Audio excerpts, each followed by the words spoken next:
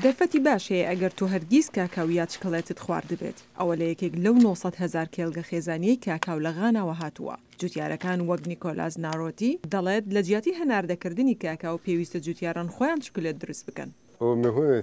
ئێمە دەبێت نرخی خۆماڵی زیاد بکەین بۆ کاکاو. ئەگەر خواستە بەرهەمە خۆماڵیەکان زیاد بکات ئەوە یارمەتی ئێمە دەدات. ئەوە باشتر دەبێت کە ئێمە چاکلێت ناوخۆ بەرهەم بێنین لە بری ئەوەش بەرهەمەکانیان هەناردە بکەین.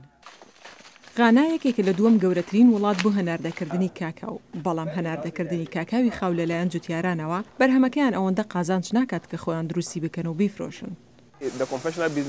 بازرگانی شیرنی لە بیرۆکەیەکی سادەوە دەستی پێکرد بە 2 تا 5% داهاتی ئێمە مەزەندە دەکرا. ئێمە باوەڕمان وایە بازرگانی شیرنی بە شێوەیەکی بنچینەیە. ئێمە قسە لەسەر زیادبوونی نرخ دەکەین لەبەرەوەی ئێمە دەزانین کە ئەو بەرهەمە گەشە دەکات هەناردە دەکرێت.